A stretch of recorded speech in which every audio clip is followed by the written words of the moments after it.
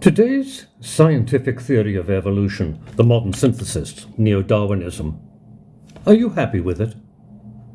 Does it surprise you that the public isn't? Let me represent the public for you and tell you why I'm not happy with it. In what follows, I'm going to use the word Darwinism for the modern synthesis, neo-Darwinism, for brevity, okay? I've no opinions about how evolution first started. I'm going to begin about halfway along with the world of just microbes. To me, how they evolved seems simple. They're all dividing and multiplying like crazy. And they're not so much separate species as one gigantic gene pool, all swapping genes promiscuously by horizontal transfer. Then the creatures with the best collections of genes win. They get most of the good stuff and do most of the reproducing. Those with optimum collections of genes settle out as species. That's most of evolution accounted for. So we probably agree. Where we'll probably disagree is with how evolution works in multicelled creatures like us that reproduce through sex. The difference sex makes is each sexually reproducing species becomes a silo. Within each silo, genes engage in a furious blizzard of swapping between the sexes. Progeny compete to survive and mate, and again, the best assortments of genes win and get to reproduce themselves. This is Darwin's natural selection at work. It's the same as what I described above for bacteria. But it can work only within those silos. That's because matings between creatures from different species are mostly barren or produce mostly infertile mules. So there are going to be no gene goings on above the species level to lead to the creation of new genes. In multicelled creatures, natural selection can account for evolution only within species. It can't play any role in the evolution of new kinds of creatures with new genes. Darwin supposed that if his mechanism could account for the evolution of species, it could account for evolution outside of species. But unlike him, we know why it can't, as I've just explained. But that's not the only reason to be unhappy with Darwinism. For me, it just doesn't feel right. Darwin based his theory on the practices of livestock breeders and pigeon fanciers. We've seen the results in the breeding of bulldogs, for example. There are photographs of them going back more than 100 years. They've changed a lot over the past century, but gradually. According to Darwin, that's how natural selection would work, in continuous, gradual steps. But that's not how natural populations look. Dogs have all been bred from wolves, so all the variations of dogs exist as gene variations in today's wolves, yet wolves look very similar to one another. Wolves in the wild don't seem to be evolving through variations that can be selected. Actually, it's almost the opposite. Something seems to be preventing all those genetic variations from showing. Despite having the same genes, wolves look very different from the dogs bred from them. So there doesn't seem to be anything like breeders' selection methods going on among them. As for now, natural selection is supposed to work by fellow members of a species competing with one another for scarce resources to survive, to reproduce. Wolves seem just the opposite. They hunt cooperatively, they share their kills, they care for each other's cubs, they make friends with one another. They show none of the conditions supposedly necessary for a species to evolve. Yet they seem very well adapted to their environment. If they all evolved to be so well adapted, that must have been by some other mechanism than natural selection. How well adapted living creatures were to the environment was what Darwin wanted his theory to account for. So he made adaptation the goal of evolution. But in fact, the more evolved a kind of creature has become, the later it's appeared, the less it seems to be adapted to any particular environment. Take cats, for example. There are cats that like to swim. Leopards like climbing trees. Lions live in the tropics. Snow leopards live in the snow-clad Himalayas. Our house cats have adapted to living with us. If you want to say cats are well adapted, what are they well adapted to? Seems to me they're adapted to being independent of any one environment. And isn't that true of us too? And if adaptation is so important, why are very primitive creatures like lancelots, lampreys in England, survived for over 500 million years despite becoming surrounded by much later evolved and much better equipped predators? Maybe adaptation isn't so significant in the natural scheme of things after all.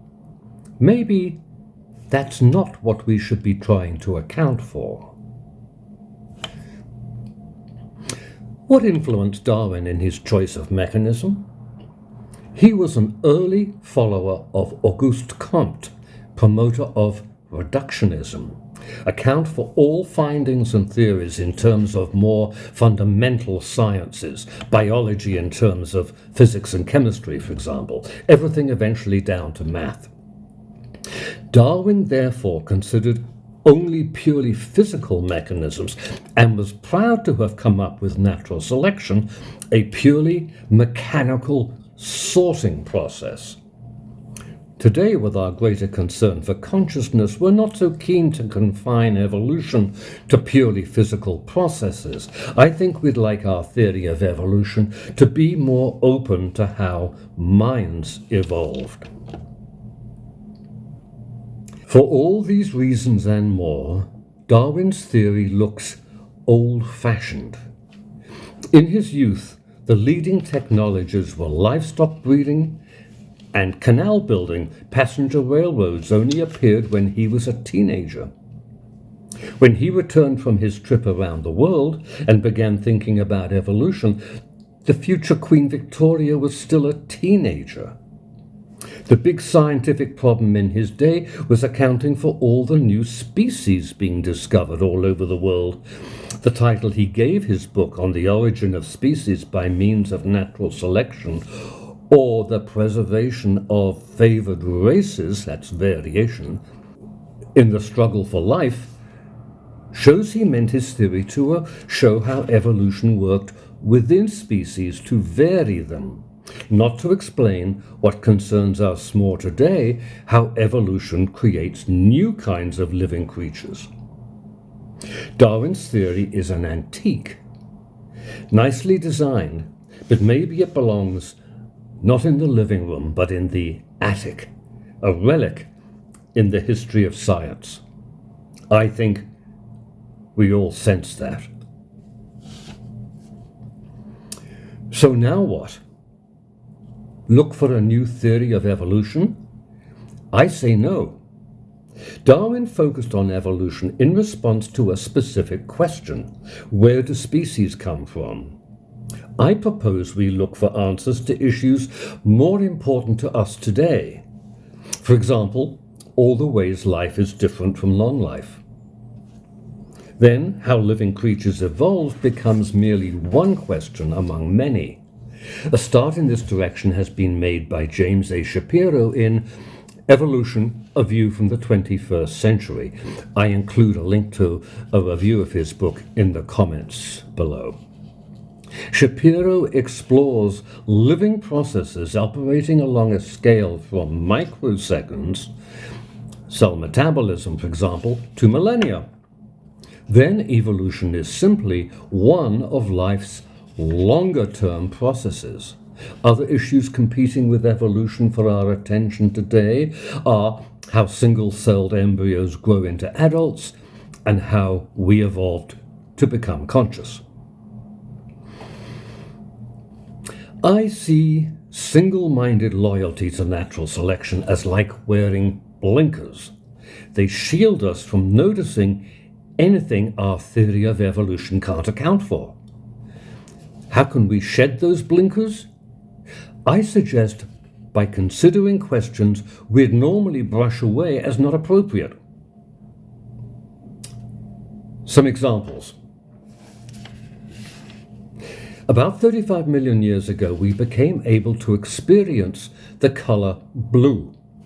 Presumably, we gained a gene that added to our retinas a pigment sensitive to blue, and associated with that pigment came an ability to experience blue. Yellow we experience not because of a new pigment, but in response to the combined effects of already existing pigments, red and green. How do we acquire a new experience like that, of a new color, that's not associated with something new physically, like a new pigment? A gene that mammals got from a virus ended up contributing to the placenta. How can the purposes of genes be changed like that? In the womb, where we're floating like a fish in water, our muscles and bones grow and attach to one another precisely. So after birth, they work together to hold us up against gravity and enable us to walk, run, leap, and so on. How is all that precise construction coded for in the genome? At puberty, more than a decade into postnatal growth, we acquire a complex set of body changes, feelings, behaviors, and so on, equipping us for sex. How are they coded for along the genome, and how does the genome manage the timing of these developments?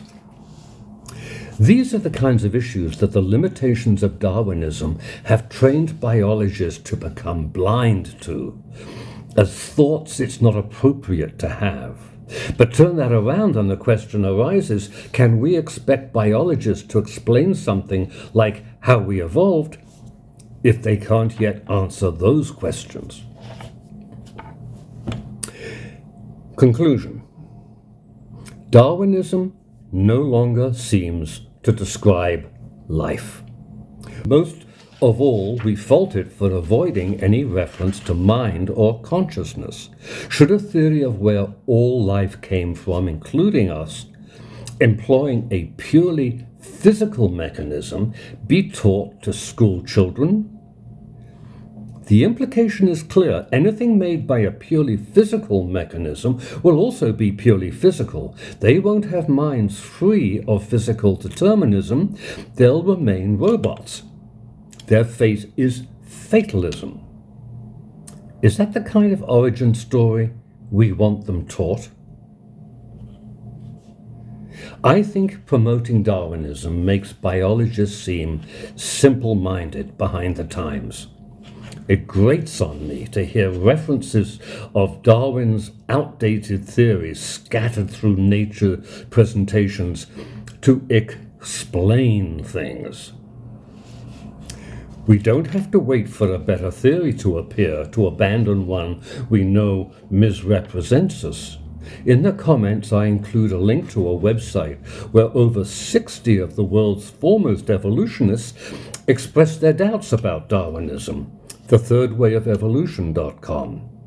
Biologists like that are catching up. I think that's enough to account for why the public remains unhappy with Darwinism.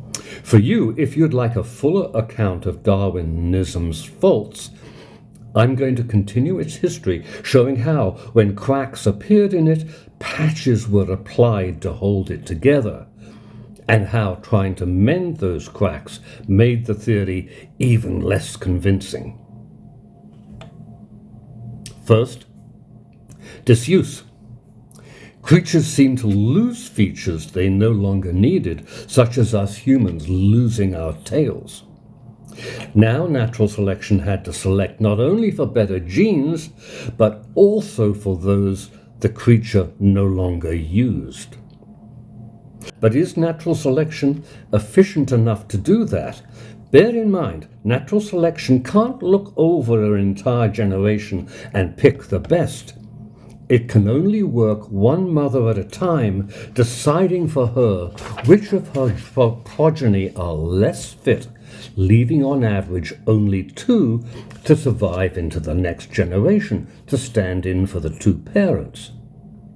That's very little selective power. Take elephants. A mother has around 6 young, of which on average 2 will survive. That means natural selection has to do all its selecting of which genes to keep and which to lose by culling just 2 young out of every 3. And in fact, natural selection is even less efficient than that, because more deaths are due to other factors, not to lack of fitness. Drought, for example, or being in the wrong place at the wrong time. The ultimate authority on the subject, Ronald Fisher, gave natural selection an authority of only 1%. That means that, in effect, in each elephant generation, natural selection gets to reject only 2 out of each 300 young. That would be like a fairground attraction, presenting you with 150 bottles and 1 ring to throw.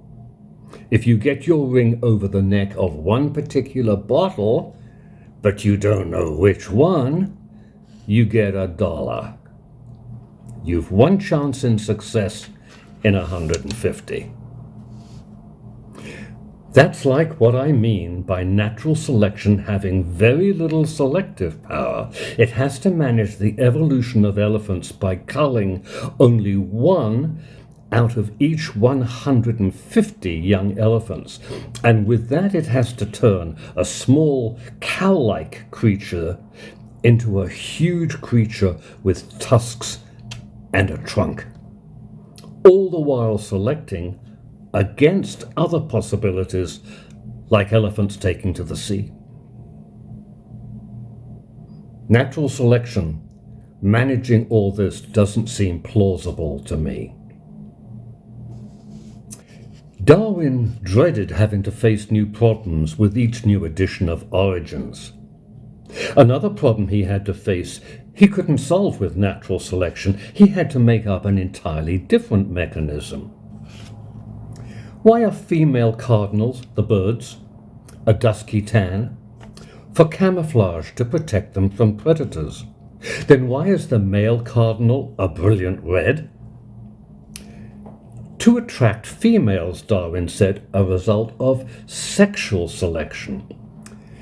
So without camouflage, male cardinals will all be preyed upon and cardinals will go extinct?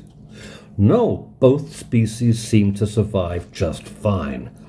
So if it makes little difference and males survive just fine, why isn't the female brightly colored too? Or why doesn't the male just shake his wings in a distinctive way instead of being so conspicuously red? We're not told. Sexual selection faces a problem.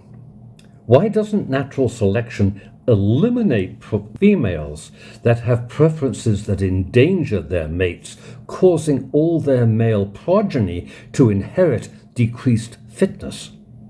Doesn't that make more sense?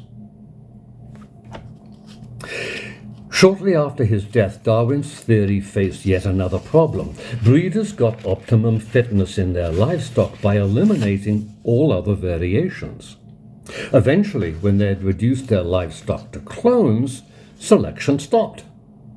Turned out nature didn't automatically provide new variation.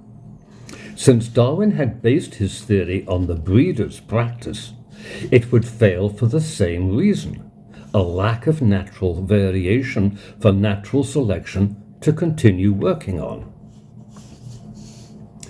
This time, coming up with a fix took 50 years.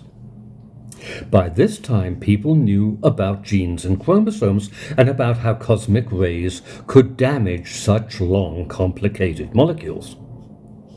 According to Ronald Fisher, whom I've already mentioned, such random damage to chromosomes would mostly cause damage, but very occasionally, just by the laws of chance, it would be an improvement. Then natural selection would kick in.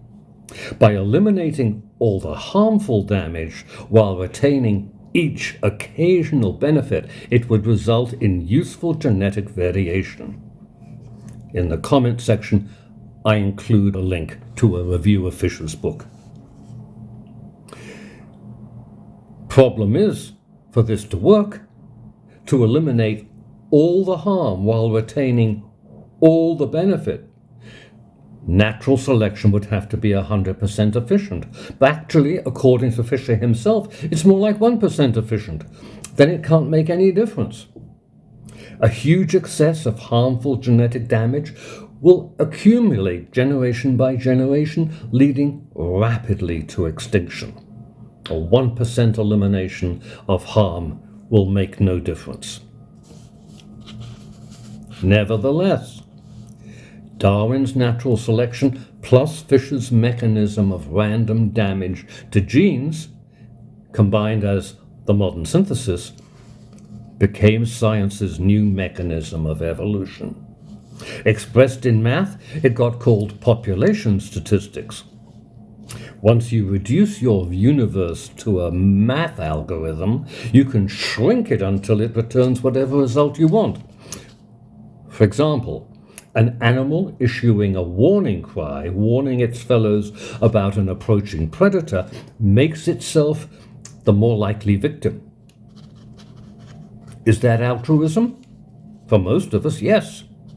But according to inclusive fitness, no. More copies of your genes exist scattered throughout your newbie relatives than in you. So when you utter a warning call, that isn't altruism, it's your genes choosing to sacrifice you to save their greater representation in your family. You'll find this explained in The Selfish Gene by Richard Dawkins. I provide a link to a review of it in the comments section. Convincing? I don't think so. Watching TV, we don't see predators stalk and chase whole families, only individual creatures that the predators then stop to eat or carry off. So uttering a cry to save our fellows seems like altruism to most of us. Maybe translating the modern synthesis to math leaves something out. Actually, modern genetics itself shows natural selection can't work. It assumes the real-world talents making for greater fitness that natural selection can select for are what gets passed on from parent to progeny, but in fact that's only occasionally true. More often, each talent is the result of many genes working together. Genes work together. So mutation to any one gene may not provide natural selection with anything physical to select. And saying some random damage to genes can be beneficial, can that be proved? No. A change you recognize later as having been beneficial could have been due to some other mechanism. You couldn't tell. Anyway, cells can repair most damage. Any that get through may not reflect random mutation. Modern genetics makes mincemeat of most of the assumptions behind Darwinism. There's just more reasons for why I think science's mechanism of evolution has become unconvincing. When I was young, I remember thinking, even if Darwinism was disproved, I would still have to believe it because I'd built my sense of self around it. Anyway, doubting Darwinism seemed like being disloyal. Disloyal to science itself. And I know I'm not the only one. Talking to a fellow skeptic, I remember him saying, Darwinism is one thing you can't be skeptical about.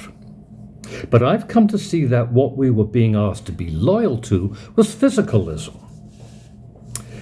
Science cares about what's true, not what you believe. How does it make you feel to hear me criticize Darwinism? Uncomfortable? Angry? Do you feel you have to believe in it as a matter of principle? Let me know how you feel about this in the comments.